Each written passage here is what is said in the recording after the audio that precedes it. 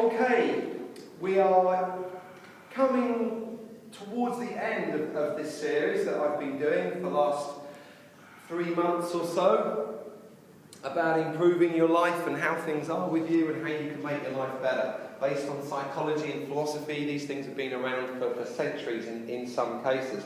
Now, emotions. Emotions. This is what I'm talking to you about this week. Being moderate in your emotions and having the ability to control your emotional state of mind as well. Now, the thing with emotions is, as you know, a lot of my regulars that have been with me for like 8 years or so, we cover chakras once a year. It's a beautiful subject. If you're quite new to me, chakras are energies, vortexes of energies within your spine. You have 7 basic chakras, but you have 49 are the premiers working through, as each chakra is divided into 7 subsections. Again, from a physiological, an emotional, a mental, psychological, intuitive, etherical, going right through up to the divine, from the monad to the divine, to God. Now, the reason why I've mentioned chakras in relation to emotions is because the second chakra is considered to be the chakra of emotions. It's called Svadhisthana, which means sweetness. The sweetness of life. That's what that chakra is about, to do with water, emotions, nurturing. It's also known as the sexual chakra. Now, when you feel emotional, that means you either feel really, really euphorically high, or you feel really, really, really down, and down in the dumps, yeah? Now, you don't just suddenly feel like that. Emotions don't derive from nothing. Emotions come from how your mental brain is. So whatever's made you emotional, there's something mentally that's triggered it. And the thing is that if you're a little bit of a drama queen, I'm sure you know some people that are like that, that they're all really up and really high and really nice, then the next minute they're all completely depressed, almost suicidal. Yeah? Now, unfortunately, if you're too up and too down with your life, generally, you won't live as long. You will accelerate your aging process.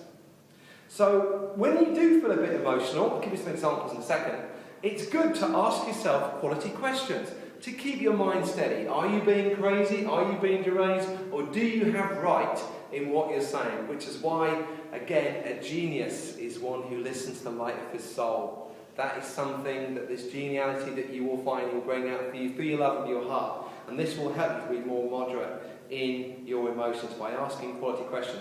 So, if there's a down in your life, there's actually an up, but you can't see it at the time.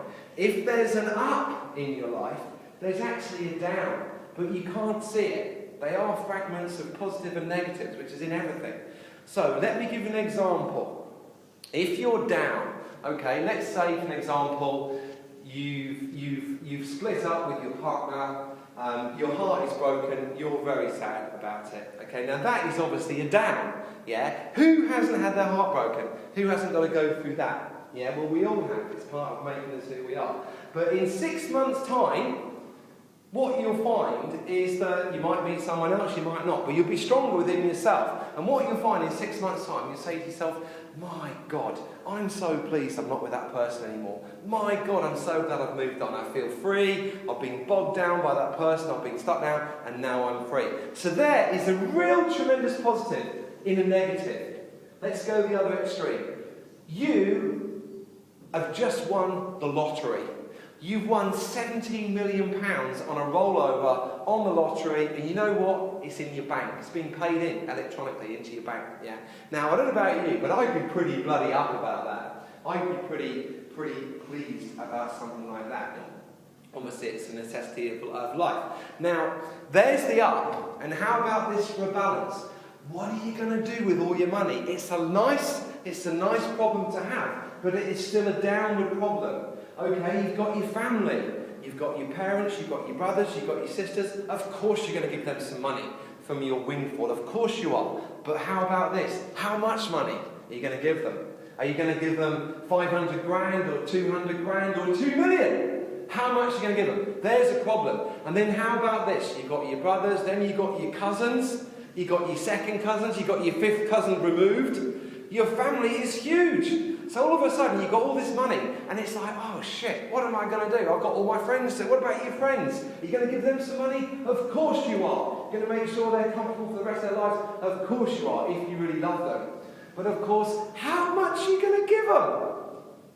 And then of course you've got Johnny down the road. Johnny's mum writes you a letter saying, I hear that you've come in for some money. I'm really sorry to bother you, but my son has got a problem with his legs, and if he goes to America, and if he has some surgery, which is going to cost £40,000, Johnny's going to be cured.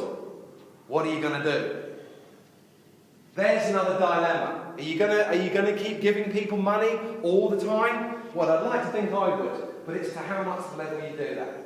So that's an example of when there's an up, there's a down. When there's a down, there's an up.